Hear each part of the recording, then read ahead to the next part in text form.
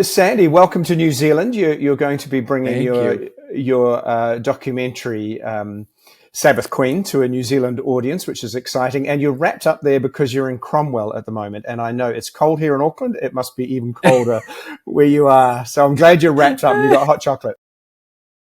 I do. I do. We just trekked through snow and Mount Cook. Wow. So Yeah. that was pretty exciting. So this morning I watched the documentary. I got a screener, and wow, what a film! Quite incredible, and so many layers Thank to you. it. So congratulations! It's quite a story. Thank you. Thank you. Now, and one of the things it's unusual for me not to know what to ask somebody in an interview, but I found that the film was so layered, so many issues and so many human dynamics involved. I kind of sat there and thought, what am I going to talk to this man about? And what I settled on to begin with is the central character, of course, Amichai. And you've been filming him for over 21 years. So what kind of person is he to you? I can get a perspective by watching the film, but you must know him intimately now. What kind of person is he? What does he stand for? Why are you fascinated by him?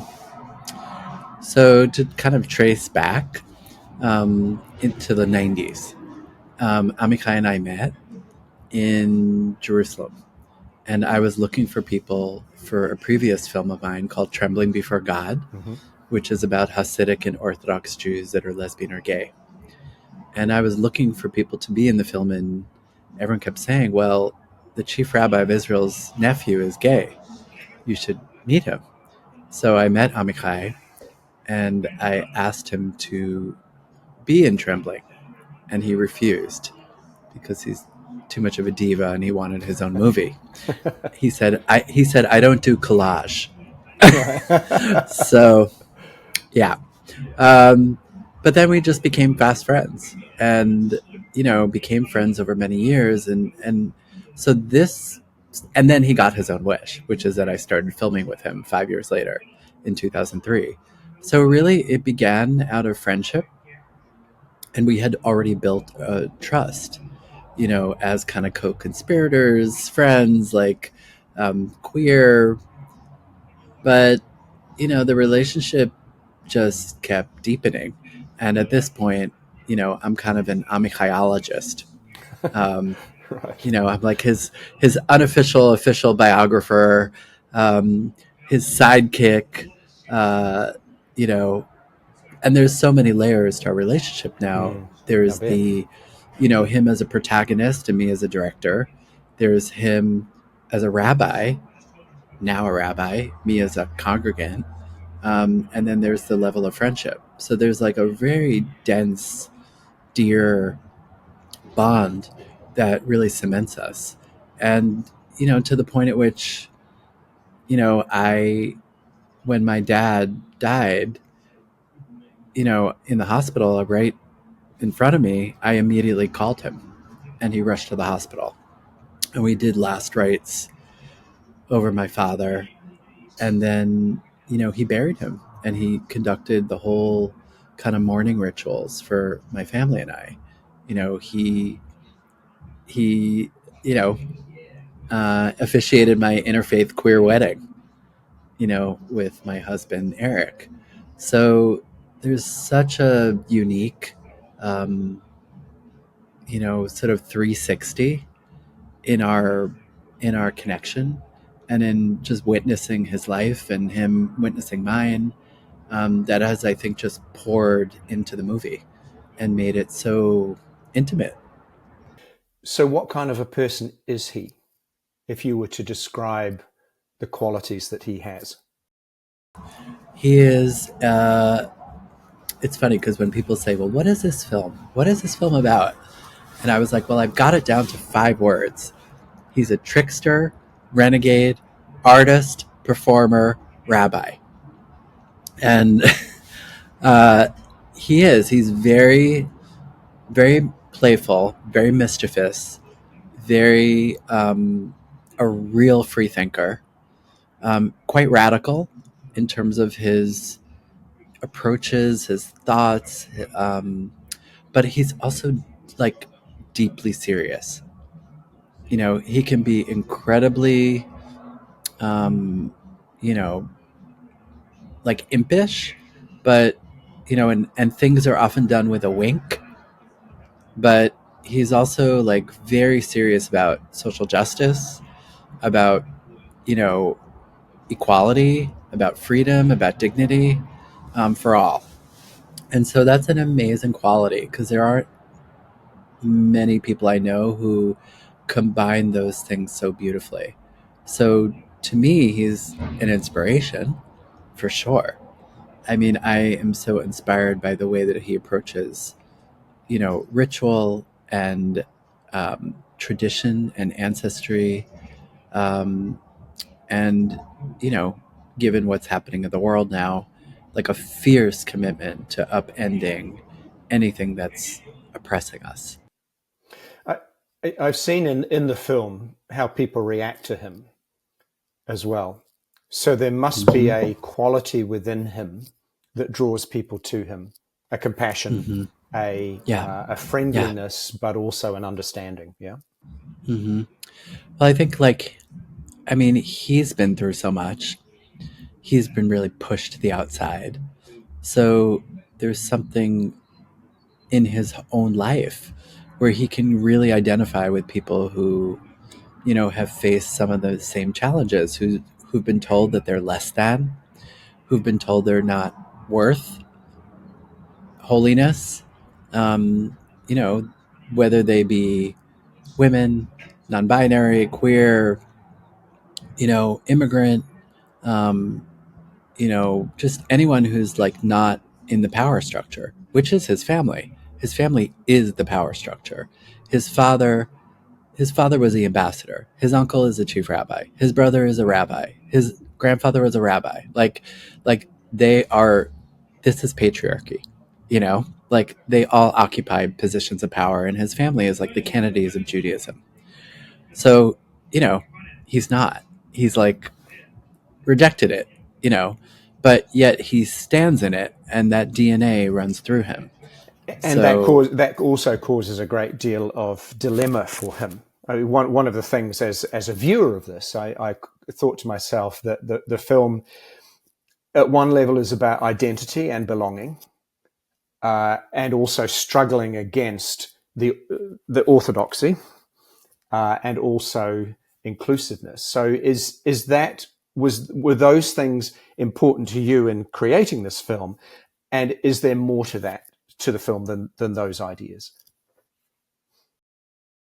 absolutely. I mean, I was trying to find a place for myself, and for so many people I know who, I mean, I've had really, this is just the beginning of the movie.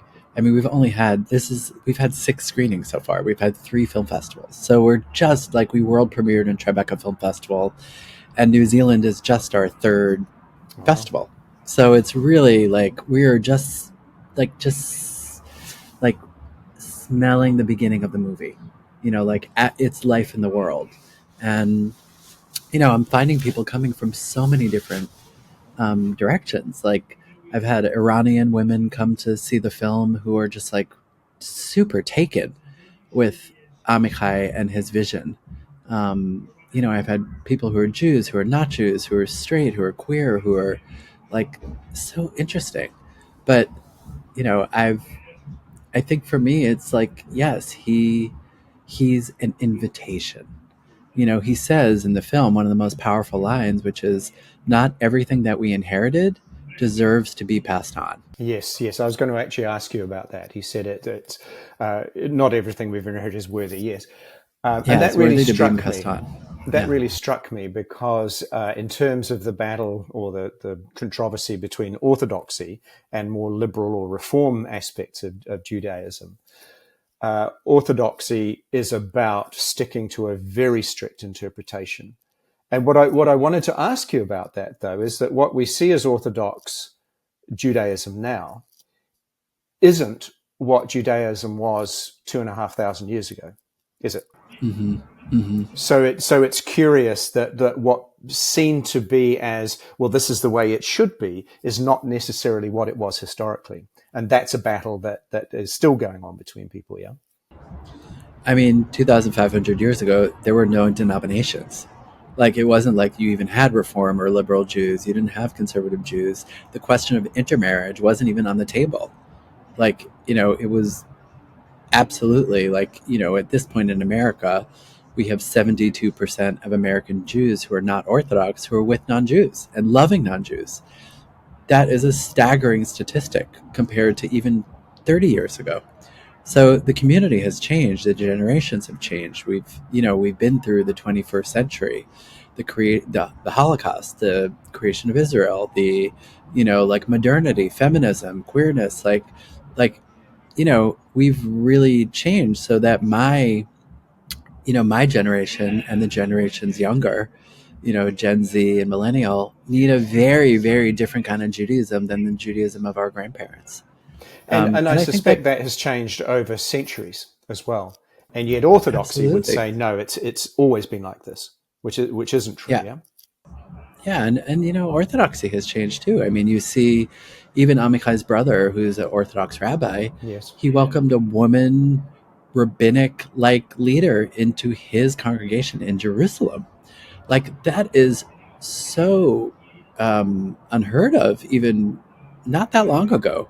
So, like, we are often told that our traditions are calcified and that they've always been this way, whether that be Christianity or Judaism or other faiths, but it's not true. Like, there's been so much historical flux and flow and forces that Amichai is one of many spiritual innovators across many traditions who are really upending, so many of the dogmas that we've been Yes. fed. So I think that he, and so much of our work is really interfaith. I mean, I don't know of any other synagogue in the world that on Yom Kippur, which is the holiest day of the year, has a black queer preacher, a reverend, co-leading, a the holiest day of the Jewish calendar. Like, and Reverend Derek McQueen, who's in Harlem, who has a church in Harlem, co-leads with Amichai. Like, that's very future forward. And that's what drew me to make this film, is that, you know, I see how Amichai speaks to people in such a profound and deep way that it just felt like, yeah, I'm following this person for 21 years. It's worth it. Like, the world needs these voices and leaders. Do you think his message is about personalizing the religion for each person? Because each person has their own relationship to their God, their beliefs. And that this is a way of looking at, yes, you can see scripture, you can interpret scripture however you wish, but ultimately it's about one's own relationship to one's own worldview, and if you have a deity, to your deity, yeah?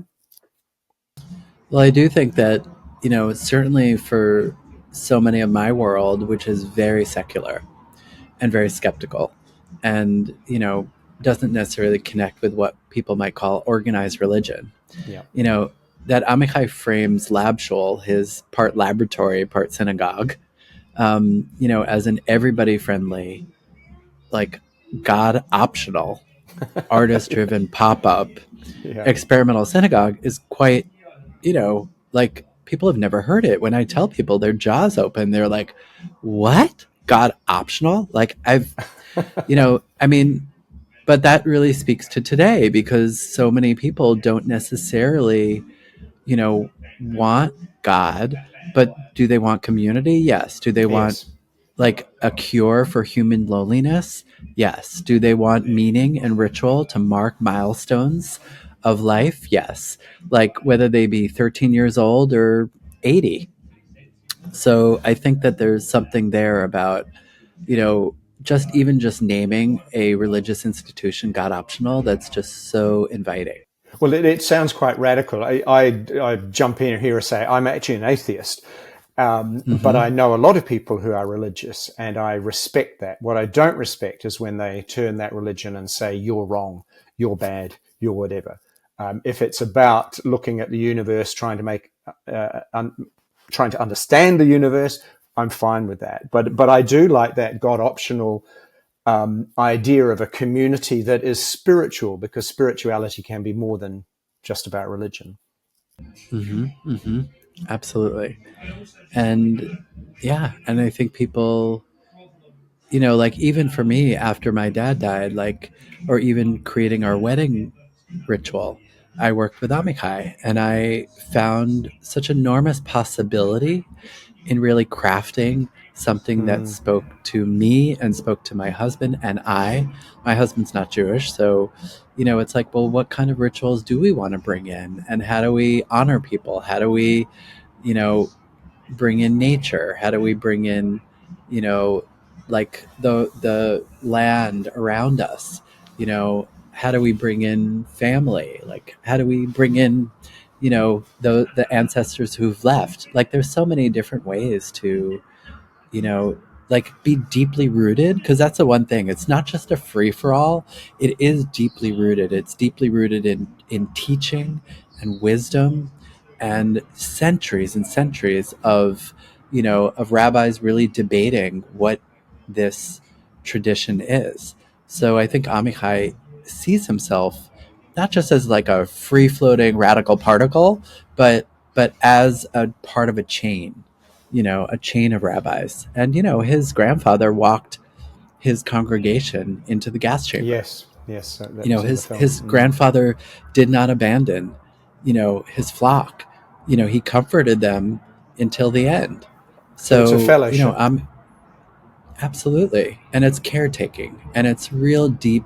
Like Amichai really cares for people and for people's needs. And, I've seen him just be there for people in like really a beautiful way.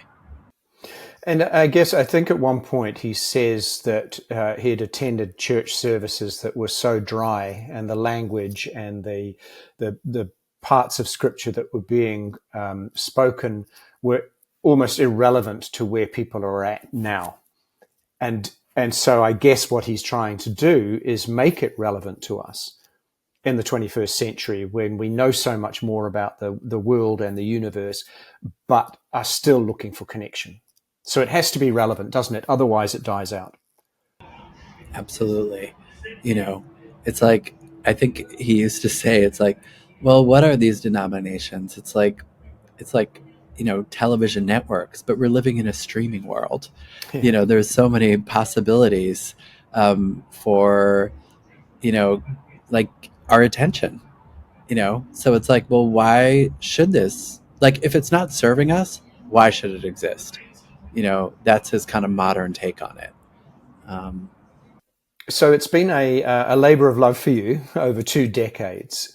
How do you think you have changed in not only being his friend, but also by observing him? Because it's a very different relationship when you're a filmmaker. Because yes, you're a friend, but you're also observing. You're working out what kinds. You're questioning him.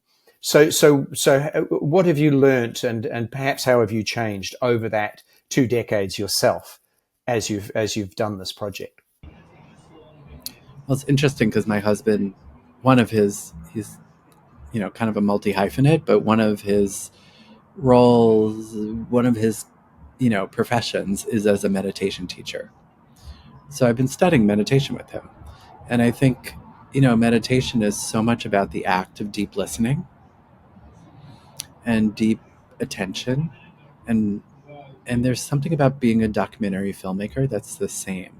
It's like you're really like just getting quiet and really trying to pay close mind to what someone's feeling, what someone's thinking, trying to anticipate what they'll do. Um, and with Amichai, it's a little less quiet. It's a little more active. Like our relationship is definitely, quite active and verbal. And but yeah, I think I've really learned about patience. Found patience within myself to really run this ultra marathon of 21 years. And there's something about aging. I don't think this is a film that that is for someone in their, like, this isn't a director in their 20s. This is about me growing with Amichai over time, and deepening in time.